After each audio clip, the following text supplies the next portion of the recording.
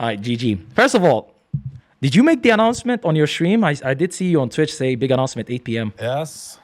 Yes. Right. Marriage in Vegas. There you go. Congratulations again. That's big news. Thank you. Thank you.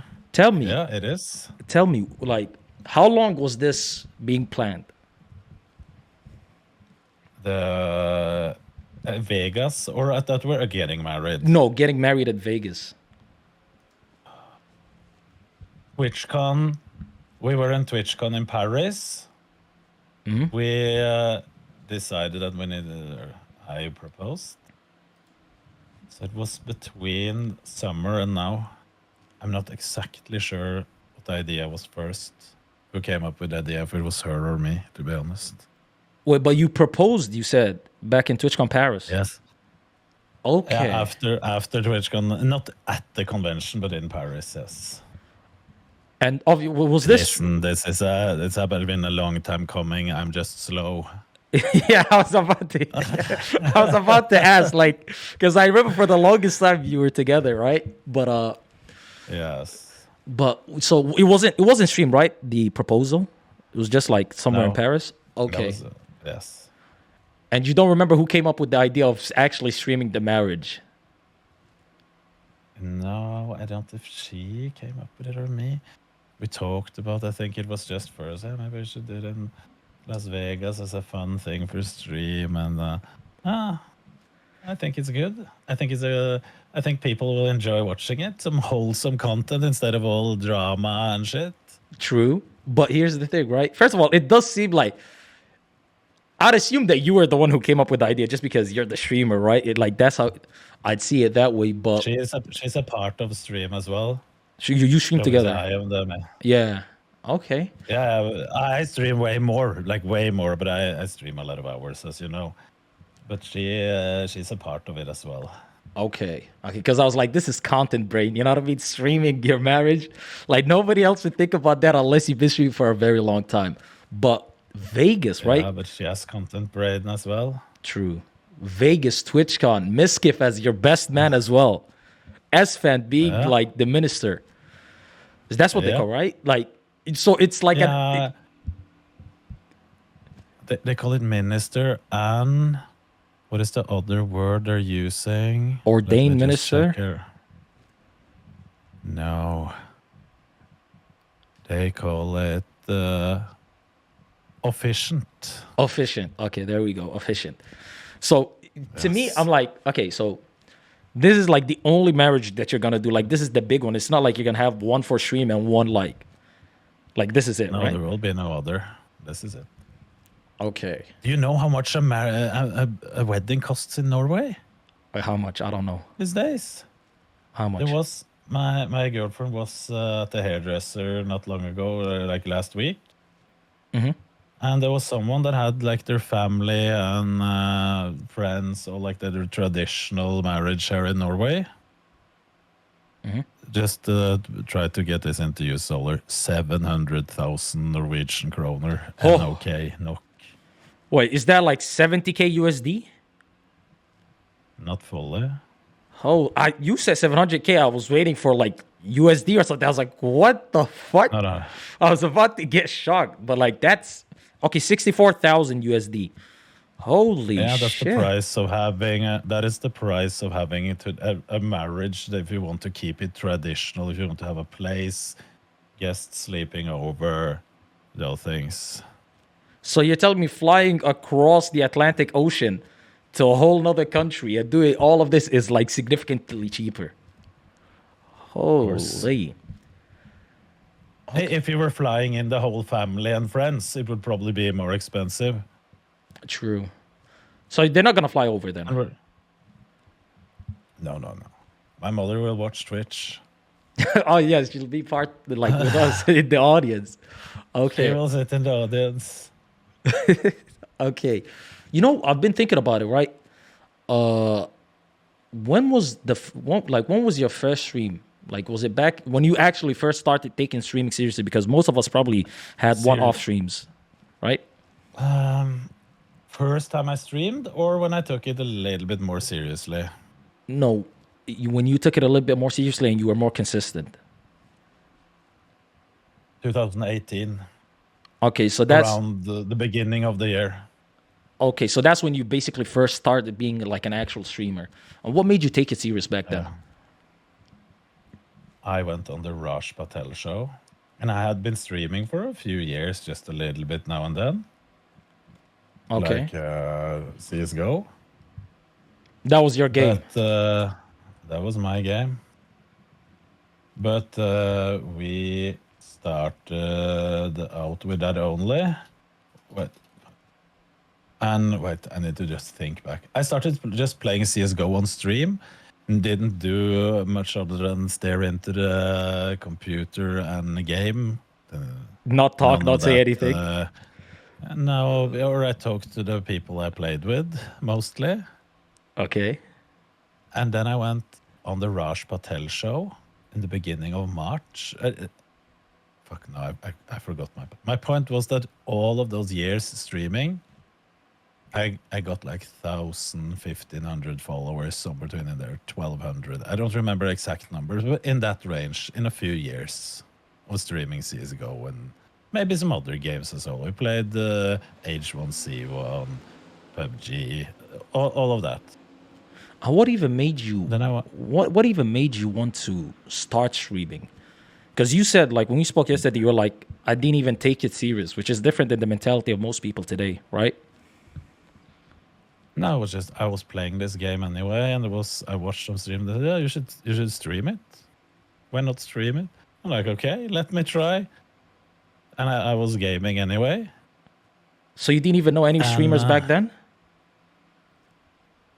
I had an account before I started, but I'd only watched CSGO tournaments on Twitch. Okay. It's the only thing I had used it for. So you didn't know any streamers or anything like that? Didn't know, not anyone. And obviously then we were playing with Norwegians, so we spoke in Norwegian, we were gaming with Norwegians. CS was like a popular thing in Norway. And the Raj Patel show came, and I got like 1,000 or somewhere. I doubled my following on one appearance on his show. Wow, okay. And he invited me back the next day to join in again. And it continued growing.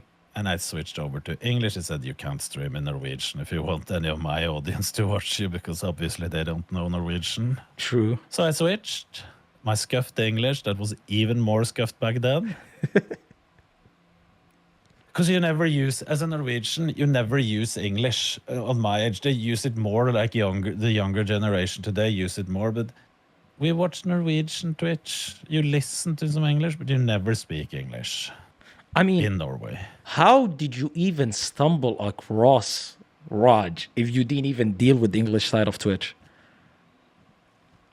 Because there was a friend of mine that we watched Twitch, Norwegian Twitch. But a friend of mine that I watched a little bit with, he said, this show, you need to go on. He's recruiting people from chat. You should go on there, it's for fun. And then back then he only recruited from chat, not like today where he has like planned out everything. He had moderators going through.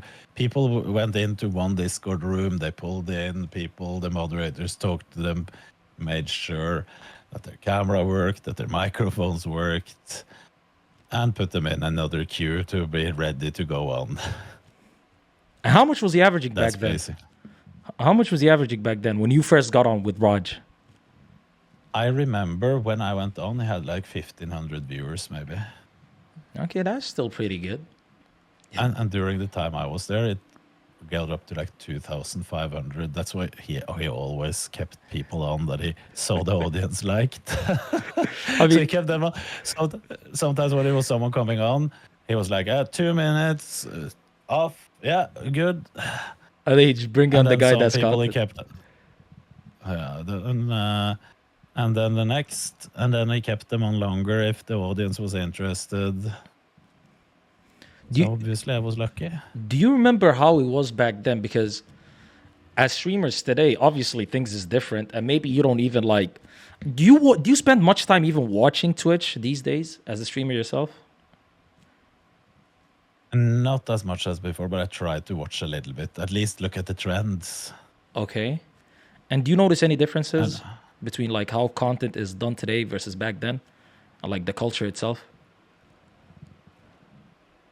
it's more PK than it was back then. That's probably the only difference. Wait, what's PK? That's my politically correct. Okay, there we go. Or PC, PC, I mean. yeah. PC, PK is Norwegian because it's correct. It's spelled with K. I have just mixed. You'd say, you know what's crazy? I would agree with you prior to Kick being established. Like prior to Kick being made, I would say, yeah, most Twitch streamers were politically correct. It's just that after Kick was created, a lot of people, even ones that are still on Twitch that aren't banned, because people have this misconception that if you're on Kick, that means you're banned on Twitch or you're banned on YouTube, and like this is your last home. A lot of people are moving over to this website. Do you think the reason for that is what you said, because all the other platforms are a little bit too PC? I think it's a little mix.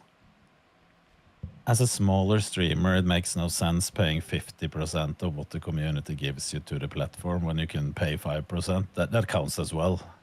Absolutely. Speaking of that, the craziest thing, 1 month on Kick made me more money than an entire year on Twitch. And that is wild. That is a wild statistic in itself. But you said small creators wait, go ahead. You had a question? Yeah, no, just continue. Yeah, so you said small creators. In your mind, what's a small creator? Like from 50 to what? Let's say the bottom is 50. Okay, the bottom is 50 up to 3, 4, 500. Okay, so once you surpass 500, so when you first started taking streaming seriously, would you say that you were able to make a living off of it? Because I do remember that there was a couple of Rod streams, right, where you do them from your, from the reception at the hotel that you worked in, right? I can tell you, it took me 1 year before I quit my job. About 1 year before I felt that this is going so well that I can survive. But obviously you hit like maintenance before then. So like you were making enough money to quit your job before then. You just kept going because you didn't know if it would be consistent. The thing is how I am thinking is you need to be able to be so the lower end of the months or the low months that you don't go bankrupt and can't eat. True. So that obviously like I have better months and some worse months, but if I only had a bad month or it even went a little bit down, I could still have survived. Wait, did you But I rely kept my on subs? subs and donations is the only thing you can rely on that size. Wait, how many viewers were you averaging when you quit? I don't know, to be honest. But like it's like I can check. I can check the stats. yeah, because I've heard from like most streamers, like they always tell you, if you want to make a drastic life change because of your streaming and what you're doing and the money that you're making, don't make it because your subs are high. Don't rely on subs because one day, like 1 month you could be high and the next month you could make nothing. So I'm just curious as to when you did that transition. Yeah, but it won't go from a certain number and down to 0. True. So I was looking at the average I was in my head, I was looking at like what I earned per month and like how it was, and like I was let's cut out all the high months and look at the absolute worst months, and if it even goes a little bit below there, can I survive? So you The did, answer is yes, then it is. Okay. but you also, I'd assume you had sponsors at the time as well, right? One at least, one sponsor. No, wait. When did you start getting attention from sponsors then? I feel like I don't even have it now. What do you mean? You don't have sponsors now? Really? It isn't much. Wait, is it because? I have a Wait, go ahead. You have how many sponsors? And like I don't have any. I have only Mad Monk one sponsor, and that is more collaboration. We do stuff together. It isn't that much money to me for that. Do you not have a Gorilla Mind sponsor, or did you used to have it in the past? Never. Never. Wait, it was but wait, I'm confused.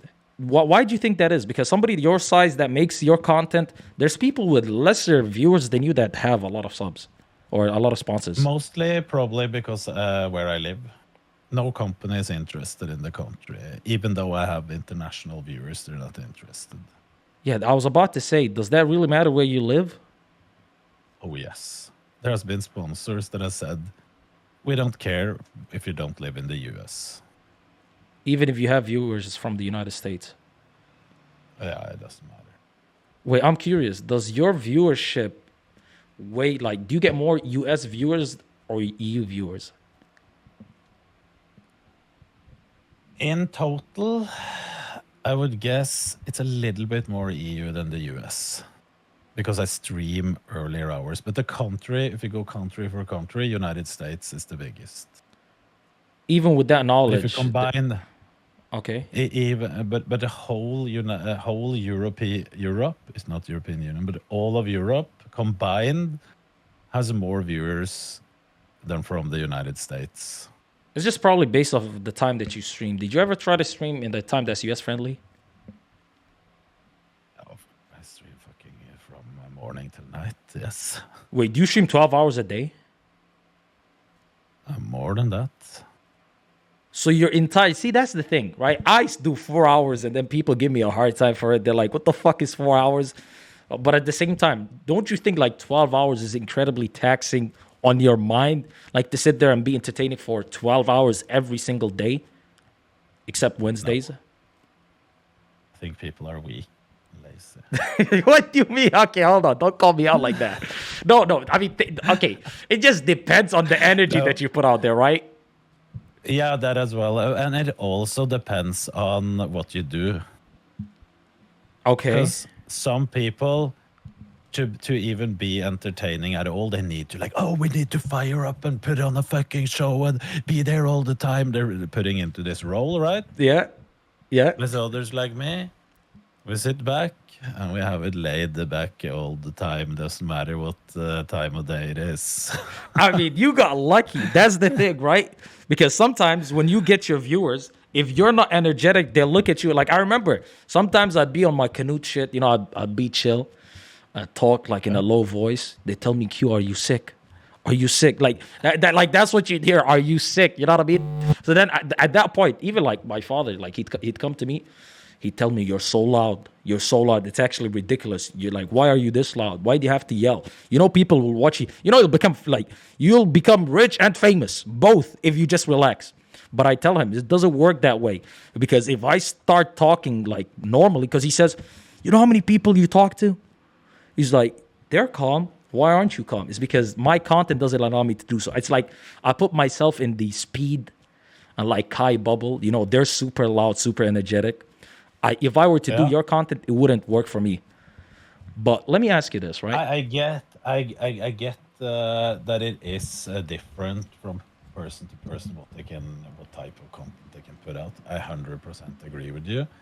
But it also is a little bit of what type of audience you have built up over time. I feel like those, like if you see the average age, every time we go through this and we can look at a chat and we can talk to someone and see, how many, how old do you think the average viewer of this chat is? And you can see that these guys aren't old. Look at, what is it, Sneeko?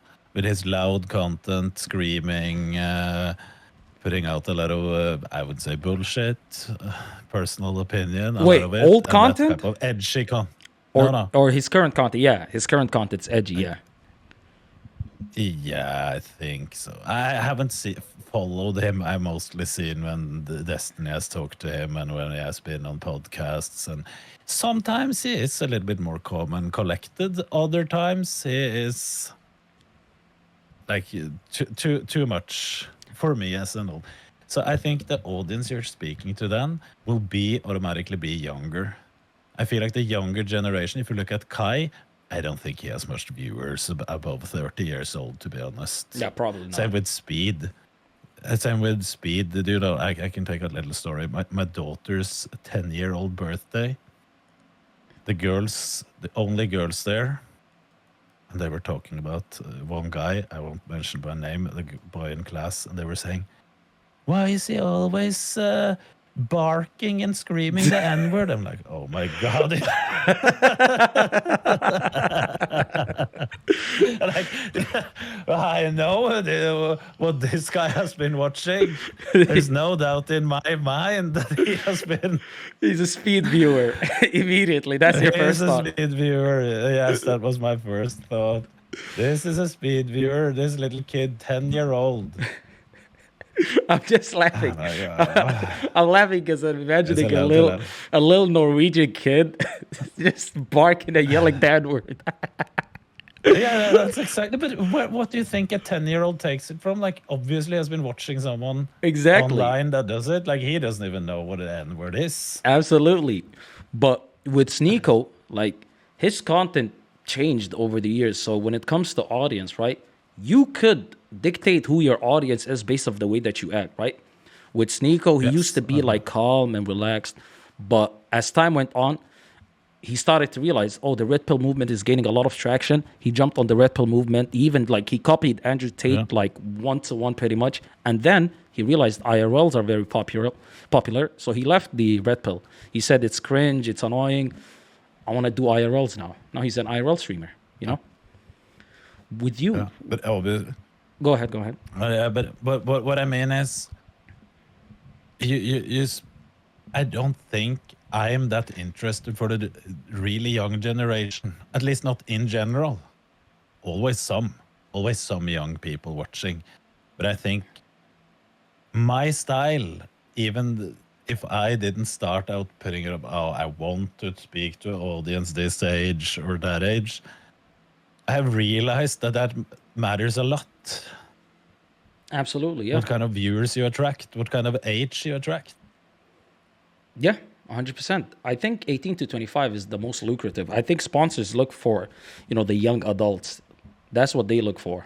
At least that's what I've heard. Like the most money comes from like the young adults that have some disposable income, because a lot of times those people are bachelors or, like they still live with their parents and they have some income that they could spend stuff on.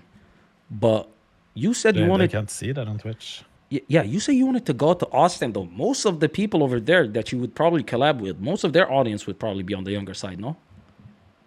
I have nothing against having a younger audience myself. I could have both. Would it bother But I you don't need to if act. it's too many? If it's like just a bunch of kids? I don't care. I like the audience I have now.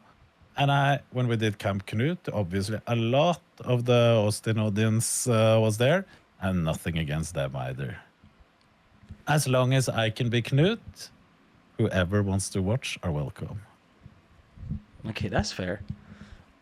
From the past, I'd say 2018, so that would be like actually 5 years. It's not that long of a time, 5 years. So you've been streaming for 5 years.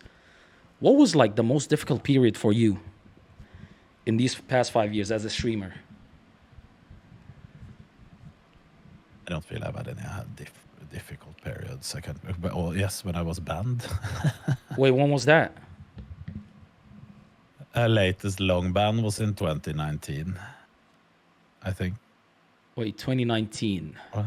There was no Or other was it platforms. 2020? Wait, why were you banned on Twitch? It was Twitch, right?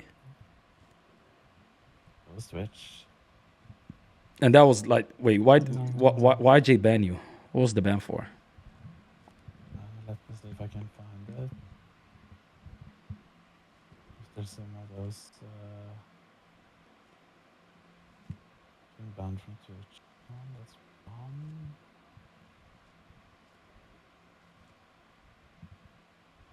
Techno Black, what up, baby? How you doing, buddy?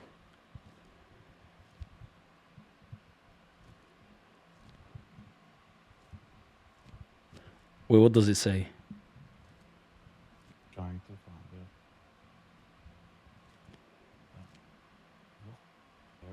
2019, yes. But I couldn't get into the article. Wait, they wrote a Dextero article on you or something?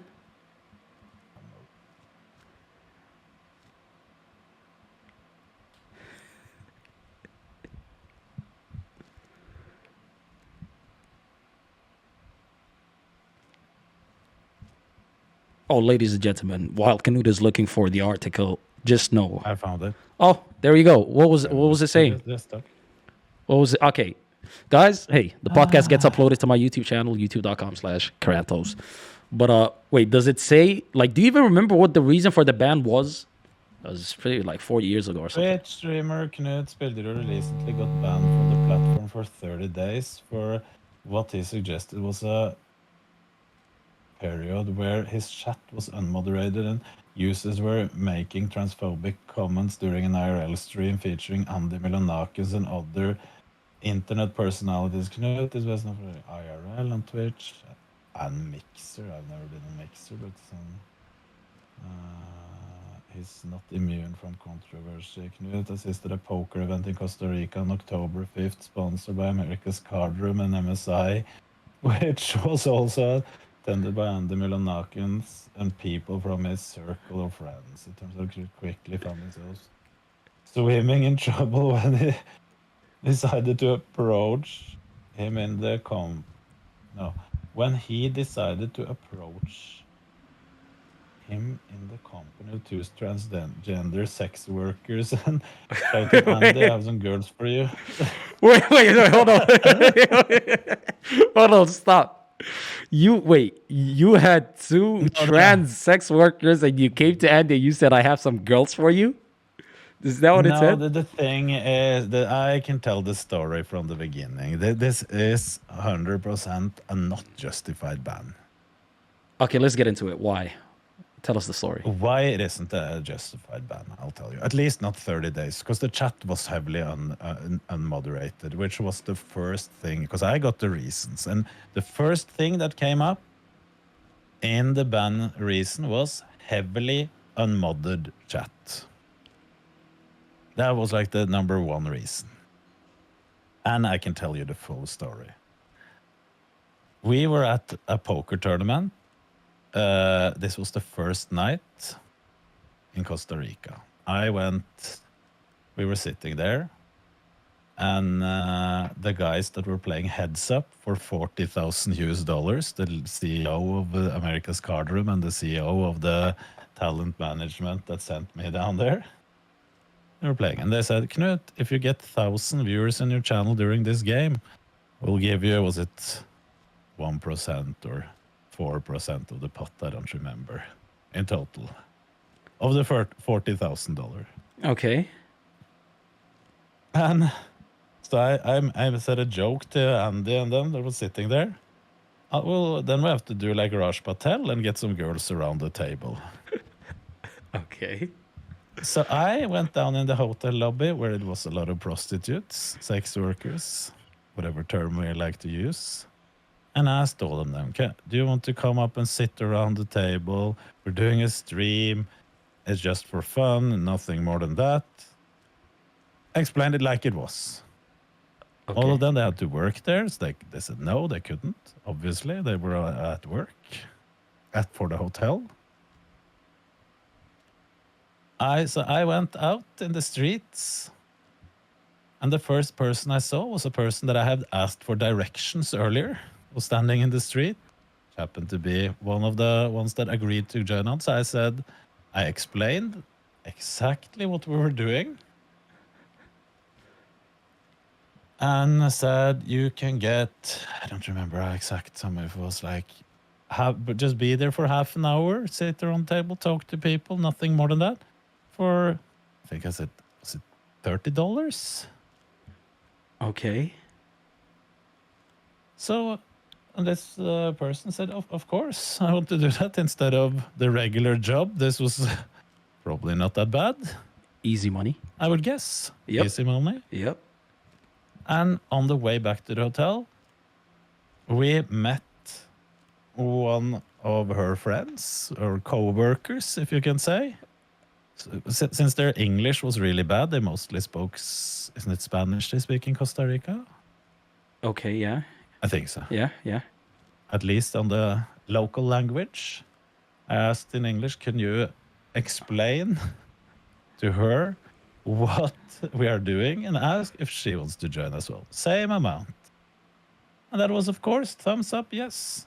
And at this point, you didn't know, like, both, you didn't know, like, any one of them was trans. You just thought two girls I know that both of them were transgender. It was Okay. appearing. You could see that. Okay. But, Okay. but I didn't think any longer than I'm explaining it to you. Like it was just asking two people that I, by random, had asked for direction earlier. That's it. Okay. Okay.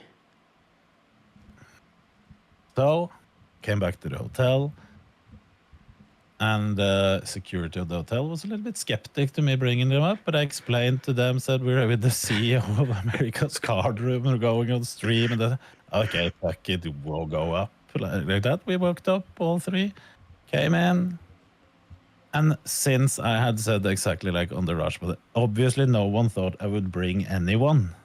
So when I said I brought some girls, it was like just, oh my fucking God, it's actually bringing someone. Not like, oh, ha ha ha ha. It wasn't to make fun of anyone. But the chat, I've seen some logs in hindsight, and oh my God, I can understand, but I wasn't reading chat even. So it just looked They bad. were horrible. It just looked bad. It was terrible optics, If you pretty much. if you combined it with the chat, that wasn't moderated because the mods that I had at that time wasn't used to me streaming at those times. And it was some young guys maybe that was up late and they didn't think about this at all. And there was like a little bit weird, like the environment around the table got a little bit weird, even though no one did anything bad. It was like, what is happening more? Yeah, maybe they got uncomfortable, right? A little bit. No, I didn't. Who knows? It's hard to. That will be speculations anyway. True. But and that's it. You don't think it was like that was your longest ban, right? 30 days. Yes. And do you think it was unfair? It should have been like max. How many do you think? Like a week? 3 days, week. Especially since there was no like malicious intent, but obviously, No. they wouldn't be able to And tell. it wasn't like. Obviously, none were reading chat.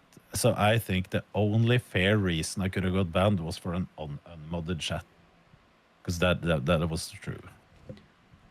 There was no intent of me doing anything of harassment. And it was like, oh, he is taking advantage of trans people for content. Like, okay, so if I just met two random, let's be politically correct again, cis girls, and just ask them politely if they want to join a stream to get paid $30, would that be any different? Or two men, for that matter, would that be any different? Isn't that what we all do in all entertainment? We pay people to appear on. And there was no one trying to make fun of them for being trans, other than Twitch chat again. I think that was really unfair.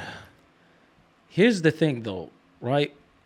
Obviously, I could see where you're coming from, but most of the people, girls, guys, most people that were on the Rod show back then, weren't you guys labeled as like controversial or like non-PC back then? Like obviously you of today and you of back then, your reputation was completely different, correct? Because I remember there was a lot of screaming and arguing, but it was pretty obvious that it was all for content, that this wasn't any reality. I remember you. For those who couldn't see that, then it would be you should be pretty stupid to not see that. Yeah, it's because the reason I say this is because I remember, when you used to have the arguments. Obviously, it's content, but the problem is, Twitch, they know it's content, but they don't care either ways because they're like, okay, we have to take action. This fucking clip is, gaining traction, so we'll do whatever, right? But I remember you used to have debates. I forgot who it was. Royale? Yeah, the Raj with it was a trans woman. And like, You and Izzy Slicker would have Bear or something. yeah, Izzy Bear. Yeah, there we go. Yeah, but listen, the counter argument there was, if you don't want to sleep with trans women, you're a part of those who want to kill them. Like, if that is the counter argument, of course, it's going to be some argument back and forth, right? True, I agree with you. Personal I'm with you. preference versus actually being a part of those who want to injure someone. That it is, when that is the thing you're arguing against, it can't be a civilized discussion of anything. I They have agree. already set the standard for the whole discussion. You know what? I can tell you my opinion. I think everyone should be able to be whoever they want, as long as they're not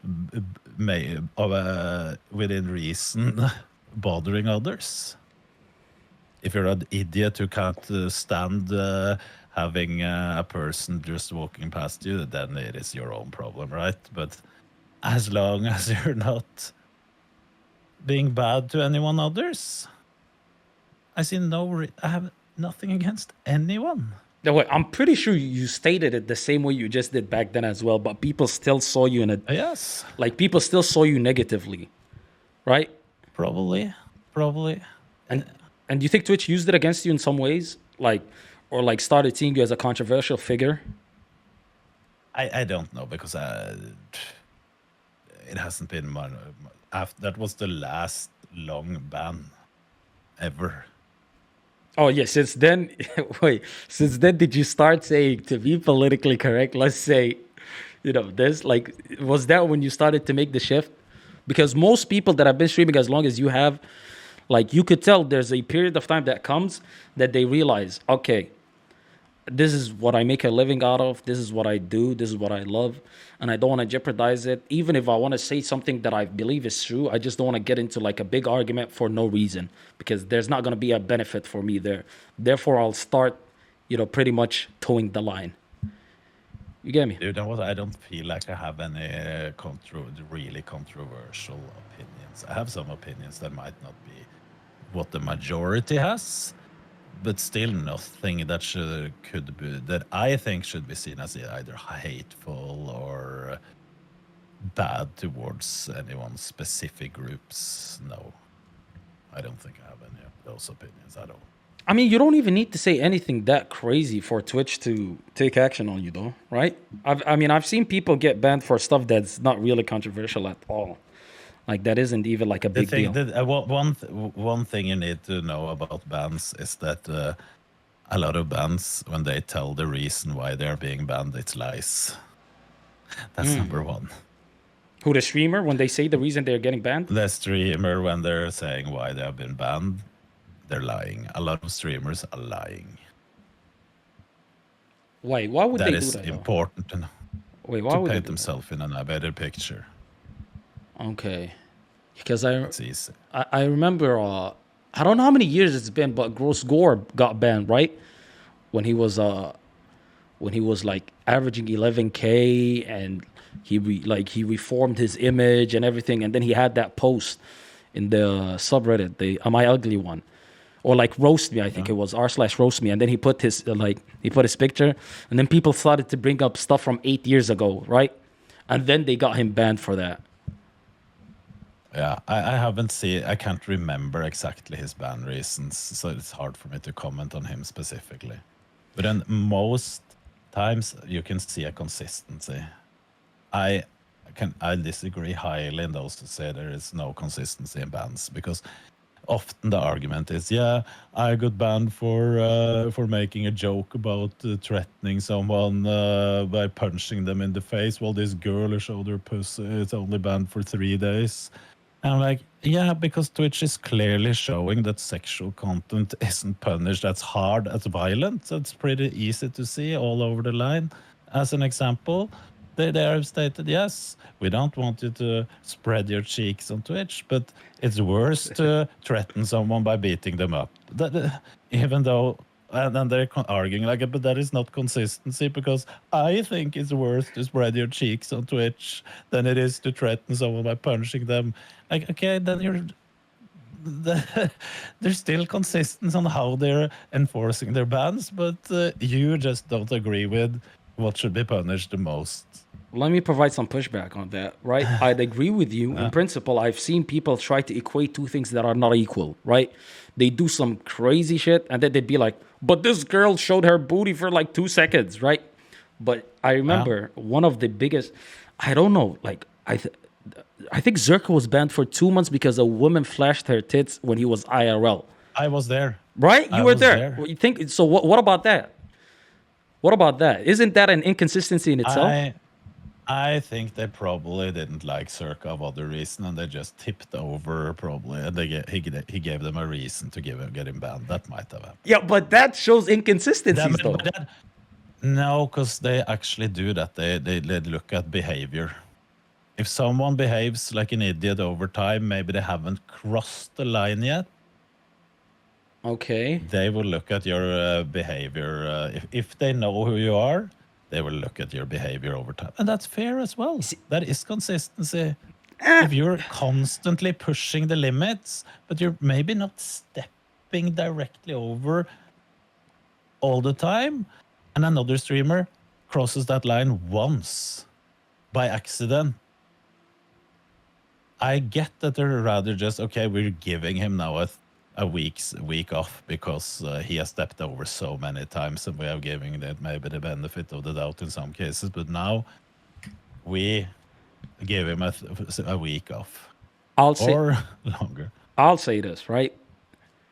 When with Zerk, it was a few months. It wasn't weeks. It was a few months. And I also, remember it was. right? Yeah, if he did it on purpose, right? If he did it on purpose, then your point would be valid about consistency. I agree with you. But it But wasn't on if purpose, right? You saw Alinity did absolutely not show her tits by on purpose, but she still got banned. There wasn't any not getting banned. Yeah, but for every I wasn't. Alinity case, right, there's a case of a girl. I mean, you could look at like Amaranth bands, or you could look at certain e-girl bands where they get banned 50 times for the same thing. It's always like sexualized nudity because they've had a wardrobe malfunction for the 20th time. Like at that point, doesn't Yeah. that show that you're a repeat offender? Like with Zerky, you said, if somebody like keeps, crossing their line, sometimes they'll just like hit you with the hammer one time just to show you to chill. I see your argument, but again, then it's the same offense that they don't care that much about. They just do it because they have to, That's fair. I'd because agree they with have you. it in the rules. Yeah, I'd agree with you. Because again, they don't see that like, oh, a little wardrobe malfunction. Fuck, you see more if you pull up a newspaper or put on the news on TV. You see more nudity than you see on Twitch. So it's like you're breaking a rule. Yes, you've done it many times, which I think, but they're deciding not to punish it any harder than they would every time, because it's such a small case that probably even shouldn't be banned if it wasn't for kids being on the platform. Yeah, but that's the thing. Kids are on the platform and they don't treat And it. what kid would ever be hurt by seeing some nudity in a non-sexual, or it might be a little bit sexual content, but that would be a different argument. But still, it isn't like in the act of sex. It is like, it at least looks like it could be a wardrobe malfunction if it was only once. Yeah, but think about gaming the system, though, right? Think about gaming the system. They're doing that because they realize that it's fan service pretty much. They're like, it's a wink and a nod towards the fans. It keeps them excited. They're like, oh, is she going to have a wardrobe malfunction today on accident? Like, they're getting the fucking Vaseline ready. Like, that's the idea behind it. And I get what you're saying. It's not like the worst offense in the world. It's not like they're going out of their way and like, pulling a Johnny Somali in public, I understand that, but they don't treat it serious. And the thing is, getting a small wardrobe malfunction a few times would never hit the news, and it would never give them any critique over time, like really bad, would put a bad name on them. And there wouldn't be sponsors pulling out if it was like, okay, this is what has happened, an accident a few times on the platform.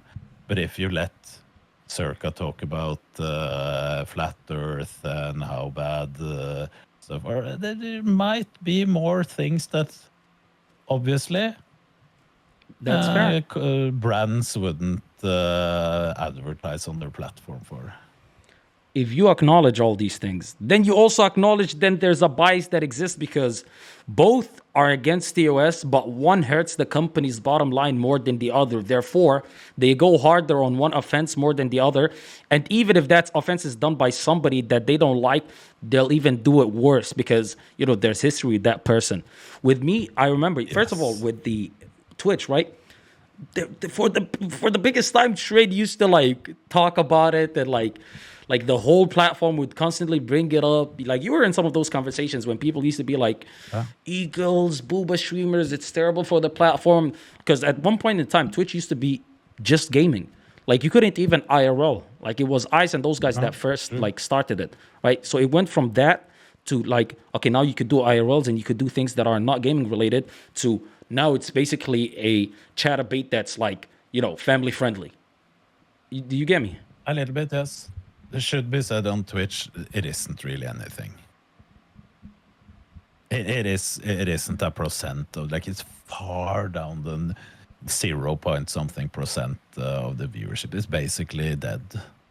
I mean, on all of Twitch, most the vast majority of the money that Twitch makes, they make it off of the top 100 to 500 viewers.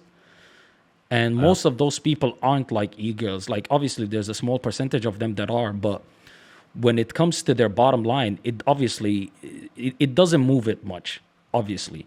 It doesn't move it in. And they could have deleted the category. They could keep the category. I probably think they would get more critique and negativity if they deleted it than they actually get from just having it and let's say, fuck it. Really? We'll let it be. There is someone watching it. Yeah. I mean, I've seen plenty of people talk about it and shit on Twitch and say, you banned Speed, you banned all these people, but you have this e-girl that, the ones that paint. Yeah, again. Yeah. That is back to what we talked about. The false earlier, equivalence, right? yeah. What do you do? Yeah, the false equivalence. Because Speed, obviously, he was fucking horrible. But it's been years at this point. You know what I mean? It's been a while. It's been a while. But is he sending in appeals? We don't know that. I don't know. Yeah. Is he I don't know. Is he sending in appeals? Obviously, yes. I think what he did as well is something that can be forgiven and it can be unbanned. But is he even interested? I don't think so. He does very well on YouTube. He pulls 50K on YouTube.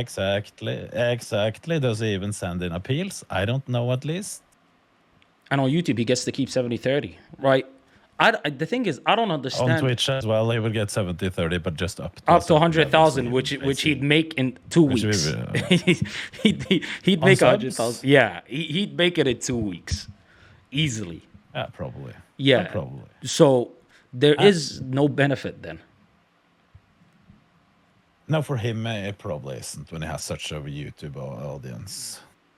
So now that Twitch doesn't appeal to big content creators and there's competitors like Kick that are offering a 95-5 split, and let's be honest, where you were, the level that you got to on Twitch before you said, okay, now I could make this into a full-time career, people could reach that on Kick way quicker just because the exposure and the amount of money that you get. With that being said, do you think Twitch's future is at risk? And do you think that, there's certain things that Twitch need to do to actually improve their website? And what are some of those things? Let's just get one thing straight first. If it should be at risk, that's up to Amazon. But will it grow or will it become smaller? I don't think ever Kick will even be a competitor to Twitch. You believe that? It isn't. I don't think it ever will be. Twitch is too established, and to reach even close, it isn't realistic that it will happen, at least. Well, you should never say never, but it isn't realistic. Okay. Let me provide a little bit of pushback on that before we move on. Yahoo was the biggest search engine in the world before Google came around. The biggest social media site was MySpace. Now nobody knows what MySpace is. I'm pretty sure you probably had a MySpace account. I'm not calling you a boomer, but like, it's been it's been a long time ago, right? And now we have Facebook, and now we have Twitter, we have Instagram, we have all these social media platforms. And not only that, but Twitch has been losing revenue, especially since COVID, since the pandemic. Now people are actually out. I can guarantee you. I can guarantee you one thing as well. Kick is also losing the revenue. Yeah, but they're pumped by Eddie and Steak, no? And they're willing to lose the money. But they're willing to lose the money, yes. But that's the same as Amazon. That's why I'm saying, is Amazon willing? I don't think so. That's the thing. I don't think Kick will die. And this wasn't talking bad about Kick either. This is just saying that I think Kick will be a good platform on the side. You don't think it's gonna be Mixer? It's gonna be like, I don't think it will be Mixer because Microsoft was not willing to do anything for such a long time. Mixer was not as good as Eddie and probably the team has been with promoting the webpage. I think they have been way better than Mixer was. Just the user experience is already better on Kick. So I don't think it will be another Mixer, but I think it will be a good platform to have beside of Twitch and YouTube. Okay. Because you have different content there. That's fair. That's why I think it will. That's why I think it will not fade away like Mixer did. That's fair. And what do you think about the second part of the question with Twitch and what they have to do to improve? Because again, they are losing a lot of money and they're losing their base because people are not in lockdown anymore. Their peak was COVID. Yeah, but they got in a lot of new people as well that goes back to their regular life. So how much worse is it than before COVID is rather the question than how it was on a short peak. I mean, even prior to that is the same as looking at it's just to look at my numbers on Twitch and you see Camp Knut was insane peak that is so many times higher. Did I die off? No, I'm still growing compared to before Camp Knut. I'm higher than then. But if you look at the peak, I'm completely dead. So what you're saying is, are they below where they were prior to COVID is the question. That's the question, yes. Yeah, but even prior to COVID, it's not like they were in the green. It's not like they were actually making any sort of money. No, yeah. No, but less viewers is less expenses as well. So and they you need to balance it. They lose money on I think they lose money on 99.9% of their streamers.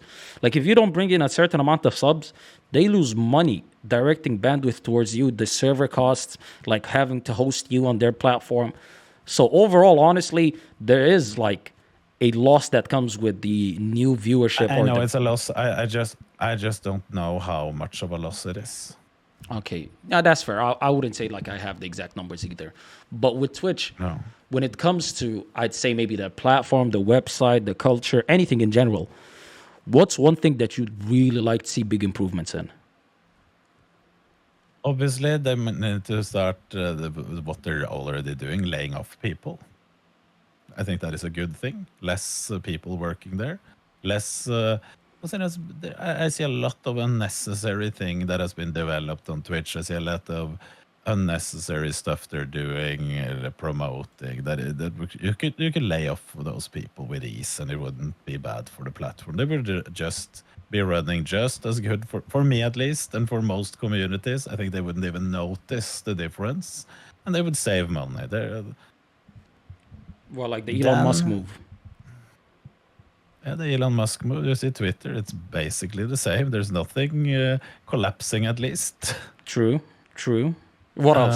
And he laid off a lot of people, after what I understand. Yeah, about 70 to 80%. Yeah. What else? What else is there? And what else they can do? Like, I don't know the structure that well, so I can't say exactly how they're doing it in the business. I would have to look more into each part of Twitch where you could save money.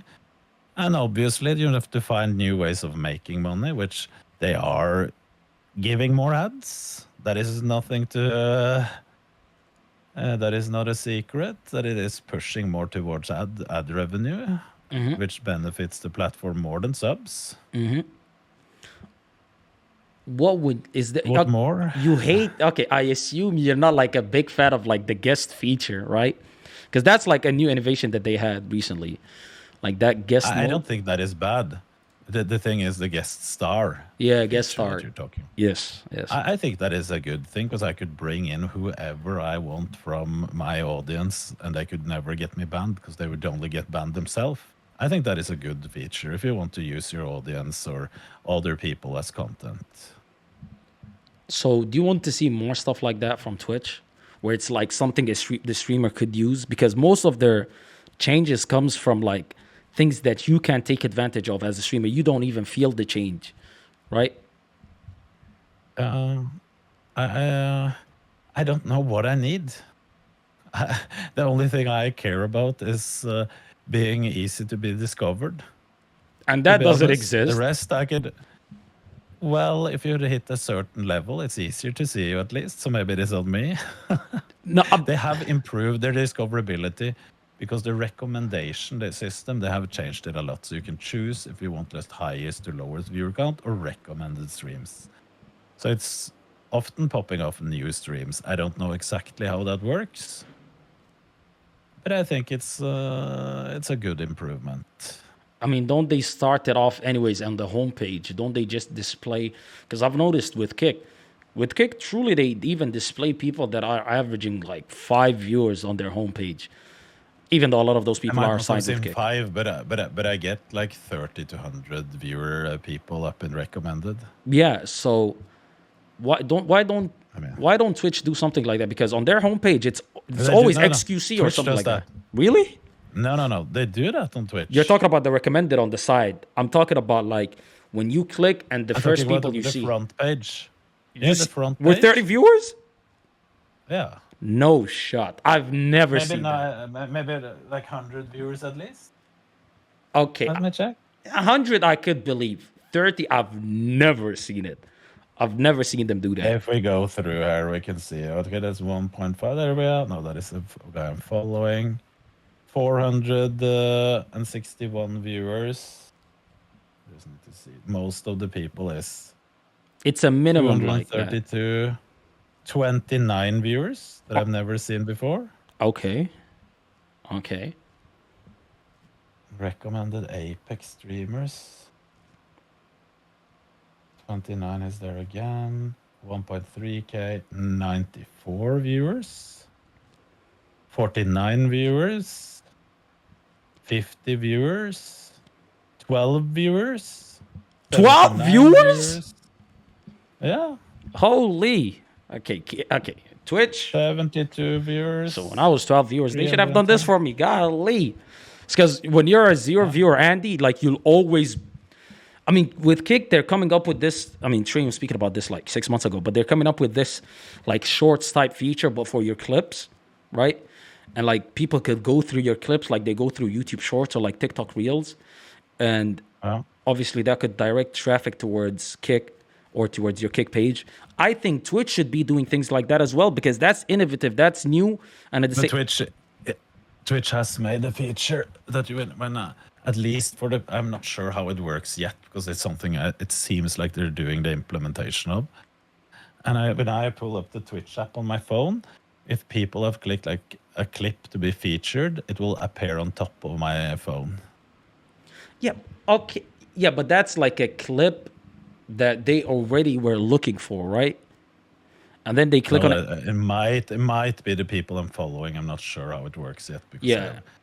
I'm talking about honestly like don't watch that much on my phone, but yeah, I get what you're saying. Like new people scrolling, Yeah. scrolling through new and old, probably just clips. I think that is a good thing. They should find a different solution. Like I'm not saying they're good enough. I think they should be scrolling through a lot, but then again, they need to make an algorithm that actually pushes the correct type of streamers to the correct type of audience. It's like YouTube, the whole job. I have a new YouTube editor that I've talked to, and he said like the job of the computer, the algorithm, is to take your content and push it out to the correct viewers that actually will watch this. Yep. Twitch doesn't do And that. maybe not now. No, TikTok's the best at it, to be honest. The TikTok algorithm is great. It's the best. I was going to just confirm what you said. It's the best. Yeah, I don't know how they do. I mean, I know how they do it. They have access to all your information. I've seen a tweet recently where a guy said, "I have TikTok disabled on my phone, like the access to contacts, and it was recommending them people from their contact list." I was like, Yeah. "What the fuck?" Exactly. And not only that, even when you click not interested, right? Even like let's say you clicked on somebody's page and you've seen a couple of their TikToks, and then they come up again as a notification. They're like, "Oh, this person you interacted with posted a video." You click not interested.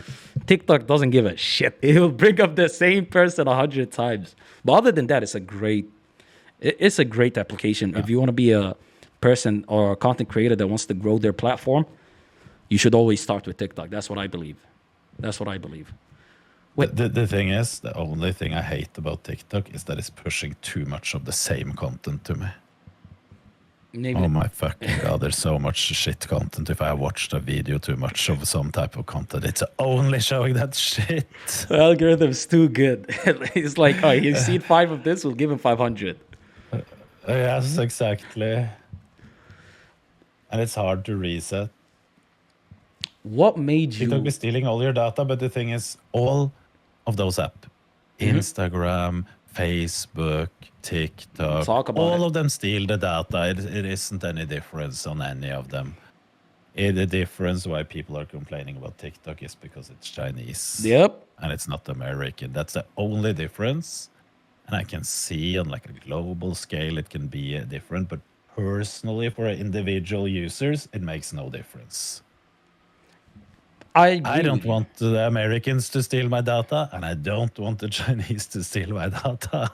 I agree with you, but I think most people subconsciously, they already know that's what's going on. It's just in their mind, it's like, at least it's the enemy that I know versus the enemy that I don't know. It's because they're so used to getting stolen from by American social media companies that they're like, okay, now the Chinese are getting into the fold. Like, what the fuck? You know what I mean? So I get where they're coming from. But and I can see that it can be a threat on a global scale. It could be. If it ever breaks out something worse, then I would rather have America have my data than China have my data, 100%. But on a personal level, for me, it doesn't fucking matter. I'm online on my camera all day and for everyone to watch. See, I do it, but I also cover my shit up as well. It's not because, I mean, in some ways, like in most ways we're exposed, you know what I mean? It's like, okay, obviously here you can't see me, but when I'm walking into the mall, like, okay, security cameras captured my face. Nobody's truly anonymous unless you live in the forest or something like that. So I get it. It's just like, what if, because TikTok works closely with the Chinese government, and then what if they get your data and then you want to visit Shanghai on a vacation, and all of a sudden they're like, Knut, we've seen your tweets, buddy. We've seen you disrespect the Chinese Communist Party. Like, that's like, oh my God. That could happen, The thing is, I don't think they fucking care what a Norwegian is sitting talking about the Communist Party. You believe so? They care. I don't think so. No, maybe the average Norwegian, but if it happened to be a Norwegian that also has a following, that also has people that listen to him, right? I think they'd care a little bit more. Nah, it doesn't affect them at all. Whatever I say to Norwegian or Western world followers, I think they couldn't give a less of a fuck than that, to be honest. Why should they care? They can do whatever they want in their part of the world anyway. The reason why governments and people and organizations spend so much money on propaganda and just spreading their version of the truth, whatever it may be, is because optics is very powerful. Right? So obviously they would like to look good to a Western audience, to a Norwegian audience. That's why they'd probably care a bit more. That's what I believe, at least. I could be wrong. Yeah, but the thing is, they would rather care what media is saying about them here than what I am saying. And because I'm such an irrelevant person compared to what the media is pushing from the Norwegian government, for example. Okay. I mean, listen, I see where you're coming from, and you always see bigger people. But to be honest, You might be correct. I might be a little bit wrong in my thought process there. I'd say the truth is in the middle. To be honest, I could see both perspectives, but at the same time, I think, I've seen people talk about, like, content creators that don't pull in what you pull in, talk about the fact that they've had a lot of people harass them because they spoken about a certain government or said a certain thing, and now they have a lot of people like pushing certain things towards their way. So because there's a lot more people like you that do your content than there is like the one big news mainstream media, like, That is true. organization. So they'd care about you more But than then they I care think about you them. need to. I think you need to be more than just a person that has said a bad thing about them. You need to be like an activist. Yeah. Because they would probably then I agree with you. Then they would react more like an Hassan if he was talking against China. I think that's something they would care about if he was against, or maybe Destiny's size as well. That if he was openly like this was his main cause against China, then or any other government. It could have been Russia. It could have been even the American one. For Yep. all I know, I don't. But I think they would care more about that. But if someone just had an opinion of one thing that happened, I don't think they would care that much. Yeah, like doing it consistently plus being an Yeah. activist type. Yeah, Yeah. I could see that. I mean, the last thing that I'd like to get to before I end the podcast is I didn't know you were like, I didn't know you had experience, going to the Middle East prior to our conversation yesterday, right? I didn't know that you've been to Dubai back, in 2007 to 2009, or, you want to go to Saudi Arabia.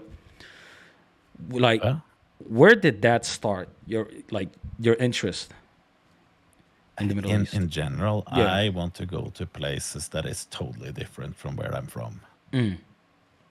That is one thing. And there is bad people always complaining and saying, "Oh, but they do this and that." Like there's fucked up things everyone does. Absolutely. I could have complained about my own country for days, and people complain about America, and people complain about the Saudis, the Emirates, everything. And yes, I don't believe any of them are innocent at all. But why would that doesn't really affect me if I go there? And I really dislike it here in Norway, to be honest. I think we have a horrible attitude here, and it's the people. This country is a country that could have been on the level of a Dubai country of living because of the income, and they control it just so bad. You seem like you're fed up with like the shit that's going on, pretty much. Like just the way that you see how things could Obviously. be improved. I am not 100 like totally naive. When I move to a new place, if I move to the US, I will probably do my rants about that place as well. I don't think the grass is that green, even though Yeah. it seems to be way greener. So I think it's fucked up things going on there, and a lot of dumb people, just like it is here. Yep. But still, I need a change. So let's say, obviously, you can't put a pin on it or you can't put a date on it, but would 2024 be the year that, we could either see Knut in Austin or in Dubai or in Riyadh? Like, I really hope so, and that's the goal. there we go. Inshallah. Yeah, Because that would be I like, that would I be would go dope. to both. You would? I would go to both. I could live in Austin. I could live in Riyadh in Saudi. I could live in Dubai. I'm flexible. Could you handle the heat? Like, are you good with heat? Because Dubai is fucking humid. It's not even the heat that's the issue. It's the humidity. If I have air condition inside, yes. Obviously, everybody has air conditioning. I'm talking about like walking outside, which most people don't do. To be course. fair, most people don't even walk outside. Like, I would be outside in 40, 50 degrees. are we gonna see IRL Dubai soon? Depends if how the Americans take my visa application. I mean, okay, that's true, right? But it's not even necessarily like moving to Dubai full time. It's just like a trip, like a 2 week trip, just That will exploring. happen, but I Okay. can't guarantee that it will be Dubai. It can just as likely be Saudi. Yeah, absolutely. It could be whatever. It's just that I think it would be cool because that's just a new. It's something new, and like you said, you know, you want to do new things. You want to explore places that not many people, especially from a Western, perspective or like from a Western country, have went to and Yeah. done like IRL streams in. I think it would be fun. Like that'd be great I can content. tell you what I like the most with IRL stream, and that is going into a place that is has people that is like to talk to others, and a place that is totally different from where I'm from. That is the most fun streams, and like that was why Costa Rica was fantastic to do IRL streams. Daytime in Costa Rica in the capital, it is the funniest streams for me that I've ever done almost. At least IRL streams. Because you could just walk out in the streets and people were talking to you in every corner of the street. And it was something so different from what I'm used to that it was insane. How open people are. Would you say like Norwegian Open people is not people, open? in general, we're probably it doesn't only apply to Norway. It's typical for all of Scandinavia, at least. I'm not sure about the other Nordic countries, Finland and Iceland. But yes, people are in general really not social, antisocial. You said your favorite content was Costa Rica. Like that's your best time ever as a streamer. Would you say so? As IRL, in IRL, yes. Okay, non IRL But stream. America is good. But obviously, United States is really good as well. I feel like they're really open compared to how we are up here. Oh yeah, I've heard plenty of things, even from family members, because I have family members all over the United States. They're like people love to Yeah. have small talk. Like small talk, they just stop Yeah. you and like, how's the weather? How's this? How's that? I think that in itself is unique. I think that could, and Yeah. as an IRL streamer, that's engagement. You want Perfect. engagement. It's Yeah, that is perfect. engagement. You want to talk with somebody. Yes. Yeah, absolutely. In Costa Rica, I just went into a place where I heard people were screaming. It was some kind of church. And I just sat down in the audience in the stream, and they were in a language I couldn't understand. And the woman there was standing there screaming out, and it was kids walking in the middle and seeing stuff like that. You can never see that in Norway. You just love that. You're like, oh, this is great. Yeah. The passion. Yeah, this is great. Yeah, the passion. So And the now, others that were sitting there, they wasn't like, oh no, it's coming in with a camera. They were smiling, welcome in here, take a seat. They were like, they embraced you. they were welcoming. They embraced it. Small town in the United States is amazing for small talk. A friend of mine is saying in chat. I think that as well. Yeah. I think he's correct. And the US is so large. Like you could go all over the place and just get a new flavor of everything. It's like having a bunch of countries put into one country pretty much. So I think like, Oh, yeah, you get to experience new cultures and just new You can vibes. do that in Europe as well. Yeah, you can true. do that in Europe as well. True. Because you can just fly freely around and go wherever you want, whenever you want as well. So it would be possible here as well. Yeah, why don't you do that? But though? for a lot of countries, you could get into some language issues. Oh yeah. That I mean, sometimes when you go to like the south of the United States, that in itself could be a language issue based on the accent. But it's worse when you go to Switzerland and they don't know a word English. Oof. What language? They speak German and something else, right? Or am I crazy? They speak French. I think they even speak Italian in some part, and German. It's all over the place over there. Yeah, and obviously a lot of people know English as well, but it's All right, so next week you have a road trip planned, right? Like, do you have like? Is it just? Yes. Is from LA to Vegas, right? That is the first stream. So the first stream will be So like that the will whole be way one through. How long? How long is it from from LA to Vegas? Around 4 hours. Oh, it's It's not that far. bad. Yeah. Okay, it's No, not that that isn't bad. even bad.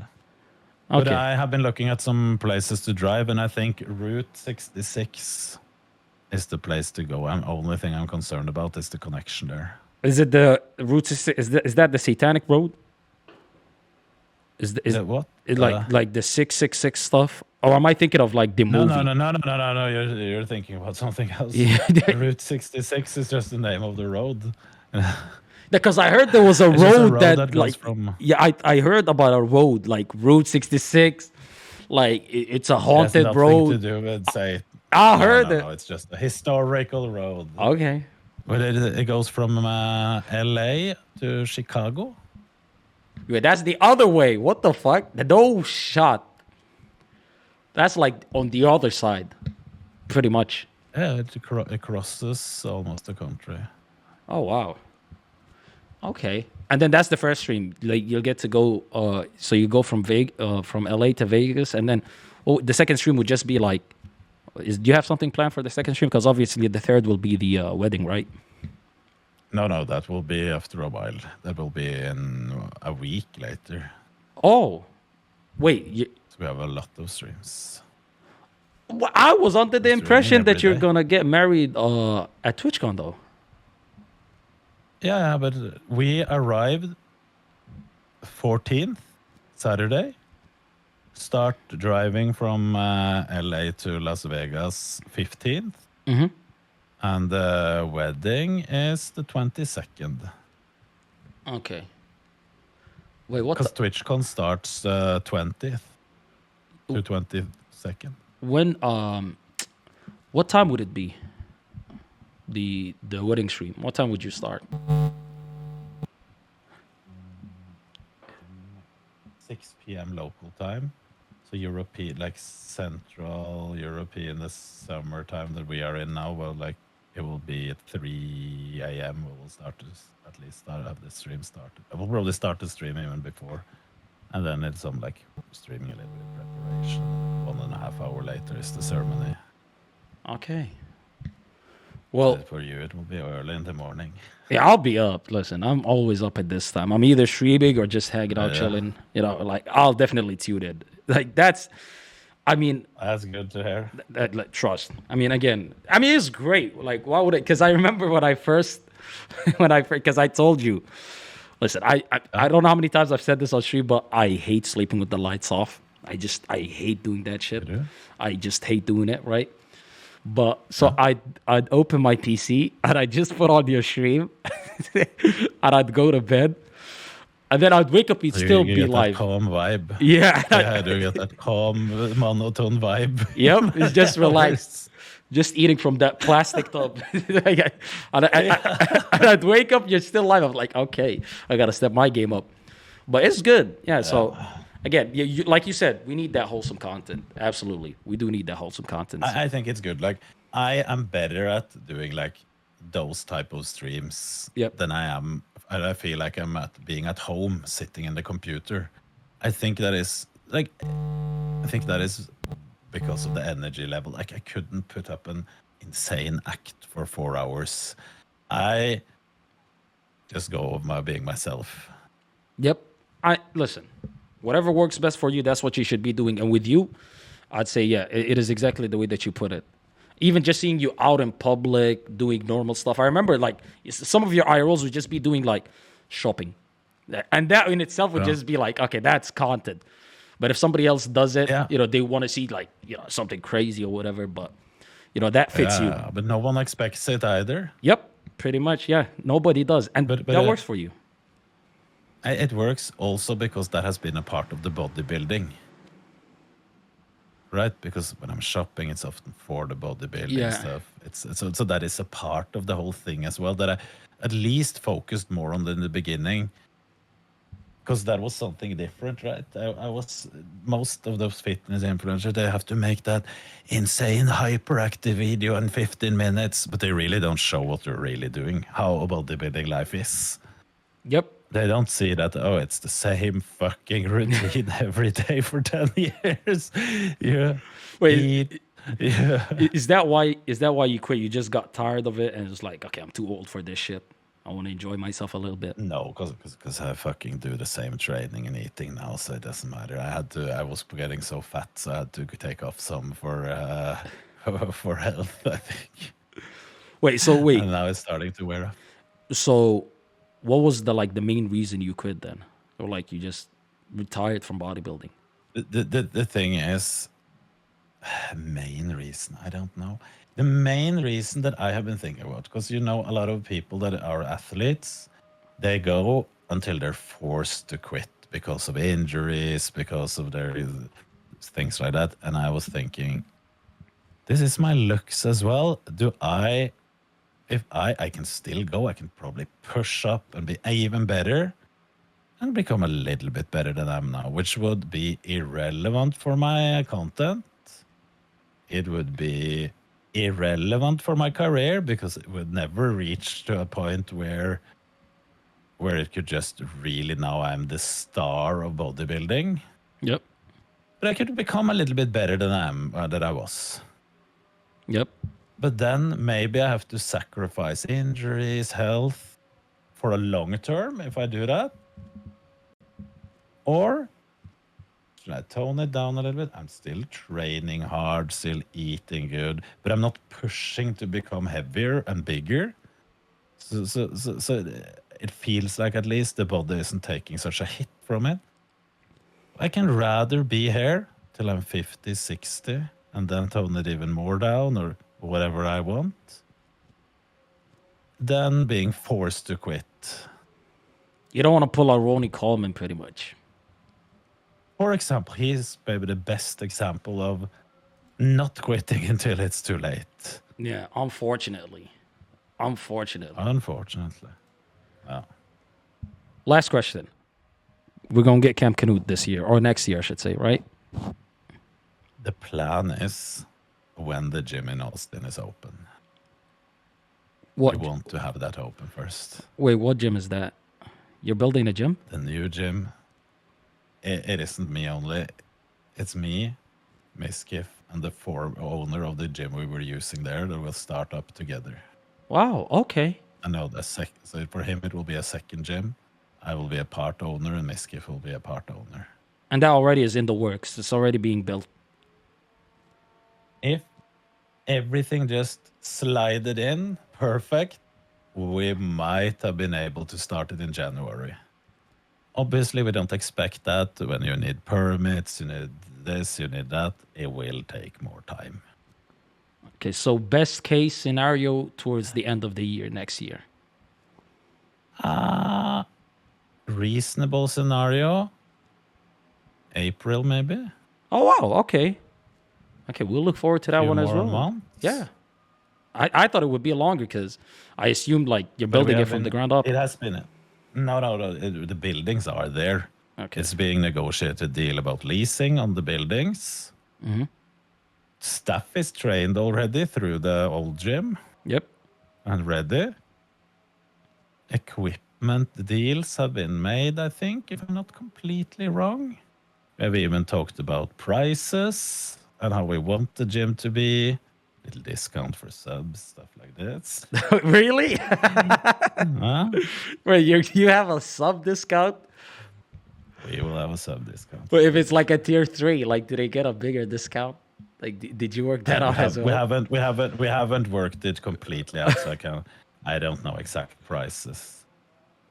But I think this is also a good thing for me because one day I might not be able to stream, and what should I invest in? Because this is what I've told a lot of streamers that are at least at a smaller level. You have to think a little bit further than next week. Oh, this is good money now, but you're not saving shit. Yeah. Well, where are you? What do you do if you can't stream anymore? Let's say the streaming isn't longer a thing that people want to watch. TV has been there. A lot of things can change over years. You need to invest the money now for your own future, because you might not. Are you going from streaming to working at a grocery store for the rest of your life because you have no education, you have no nothing? Probably that's not something I wouldn't. And I've been thinking, like, Camp Knut made it possible to save up some money. And I have to invest them somewhere. And I was thinking, like, you can invest in stocks in more like companies that are really stable, and it will grow a little bit. At least inflation won't eat it up over the years, because it brings in a little bit. Or I got the chance of being part owner in this. This is something I can go there and physically work with it, because this is something I can do. I know. It's in your field. I mean, Yeah. this is I get no training. This is what I've been doing for all the years. So that was at least my thought process. Now I don't know how much money is in it, but at least it's something I could affect more than just being owner of a share of a company that is huge, and they will increase 5% the 1 year and 2% the next year, and whatever the stock market is. At least here, I can go in and affect it and bring it up. That's why it's the thought process around that. Yeah, it's something tangible. It's something that you could work with your hands instead of like a stock that you just have to see go up and down. I could see that mentality. But that's great advice to end the podcast on. Investing your money, because I most definitely see where you're coming from, and it doesn't last forever. You know, even if streaming doesn't end, most people don't stay like, you know, forever, you know? So that's why. And people also like, oh my God, streaming is such good money. But if you're stupid with those money, you're fucked. If you have a regular, secure job, you can work there till you get your pension, and then you can just slide into that age and you are good, right? Yep. That isn't it. When you're doing this, you're on your fucking own. Also, most streamers don't know need to be financial, different. like they don't know how to handle their finances. A lot of streamers just come into like a bunch of money, and then they don't know what to do with it. So most of the time it does get wasted. Like, so that's unfortunate. And especially for my size and smaller, it's even more important. If you look at those really big streamers, we can bring back I show speed, as we talked about earlier. He can be bad with money, but at least if he puts some aside, he will be fine for the rest of his life, right? Like, so he can be bad with money, just he can't spend it all in young age, and he will be fine. Yep. But that's not how it is for the majority of those who streams. Nope. That is just the absolute top of the top. Like, it's probably like who'd qualify in that position? Maybe 20, 50 at most. It's rare. It's rare to even be in that position. Maybe the top 100 on Twitch, and some people on other platforms. I mean, I remember seeing a few of the people that used to do really well in the past. They'd be like, guys, I put my money to Bitcoin, and now, you know, like, yeah, they can be bad. They can waste it as well. Yeah. Yeah, but hey, Knut, thank you for the conversation. It's been actually great. Thank you as well. Listen, I'll be I tuning always in. enjoy the conversations we have. We have had a few now. Yeah, we've spoken for a bit. It's always fun, because usually I'm the guy who's, you know, high and like fucking energetic as fuck. It's just because that's like, you know, that's what the people like. And at the same time, if I'm relaxed, I feel like, okay, even myself, I start doubting it in the back of my head. I'm like, okay, maybe I need to pump up the energy a little bit. But I always enjoy talking to like cooler people as well, like more mellow, because that's how I talk with my friends as well. So it's always fun talking with you, my man. Thanks, the same. Well, All right. It was nice of you inviting me. Have a good evening. You as well, my man. Take care. Talk to you later. Goodbye. Bye-bye. W. Knut, ladies and gentlemen. W. Knut. W. motherfucking podcast, man.